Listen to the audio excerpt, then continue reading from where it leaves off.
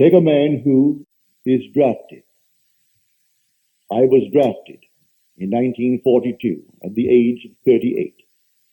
Not quite 38, but going on 38. Like millions of us, I dare say they all felt as I did, but they didn't know this principle.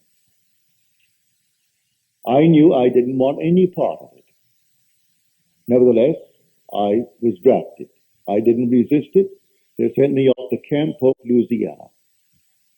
And after 3 months in boot training, I decided I would do something about it by applying this principle. I asked, first of all, for an honorable discharge because there was a regulation that came down from Washington that if a man was over 38 before March the 1st of 1943, he was eligible. It didn't say it was automatic. If his commanding officer felt that he needed him in his company, that decision was final with the commanding officer. You could not appeal it to any higher position. You couldn't take it to the general. So whatever your commanding officer was, and he was a colonel, if he decided he needed you in his battalion, you remained. Well, I applied based upon the fact that I was eligible, or I was 38 before March the 1st of 1943. And it came back to me disapproved and signed by my commanding officer. All right? That seems final. But there is nothing final in this world if you know who God is. If you know that your own wonderful human imagination is God, you do not accept anything on the outside that is in conflict with your wonderful desire. So I desire to be honorably discharged out of the army and doing the work I'm doing now, for I did it before. I want to return to that work. So that night, here was the paper that I received that day, disapproved and signed Colonel Theodore Bilbo Jr. His father was Senator Bilbo of Mississippi. As I retired in my barracks with all these men around me, I assumed I was in my own apartment in New York City. I knew it well. I left a wife and a little girl only a few months old when I was drafted. My son volunteered and he was with the Marines in Guadalcanal. And they picked me up and I was drafted, and my little girl was born the end of June of that year. So she was only a few months. And I had a wife and a little girl. And so I imagined I am home. My wife is in that bed. I'm in this bed. And my little girl is over there in the crib. And then I simply assumed I am walking through the apartment. It was a nice 7-room apartment. I walked from room to room and touched the objects, and they all seemed so familiar. And I looked through the window and I saw Washington Square. And I looked to my right and I saw 6th Avenue.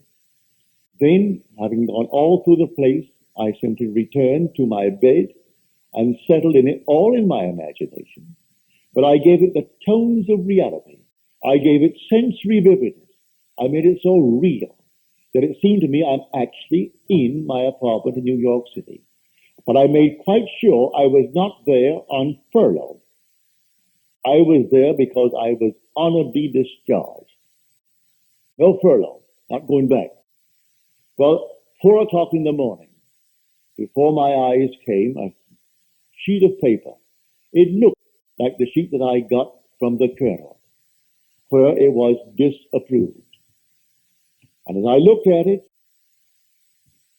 a hand came out from here to the hand, and it held a pen. And it scratched out the word disapproved, and it wrote boldly in script, approved. And then the voice said to me, that which I have done, I have done. Do nothing. I woke, and all the boys had sung to sleep. I remained because I couldn't break their sleep. I remained until that very moment when I could go down and shave and keen before anyone else did, which I did. And this thing is permeating my entire brain, what happened to me that night. For 9 days, I did nothing. On the 9th day, the same colonel called me in. And after a long chat with me, he said, go back to your commanding officer, captain, and tell him to sign another application. And so I went back. I had done nothing in the interval. And he signed another application. I went back to the colonel. The colonel approved it. And that very day, I was on a train from Camp Polk, Louisiana, to New York City, honorably discharged.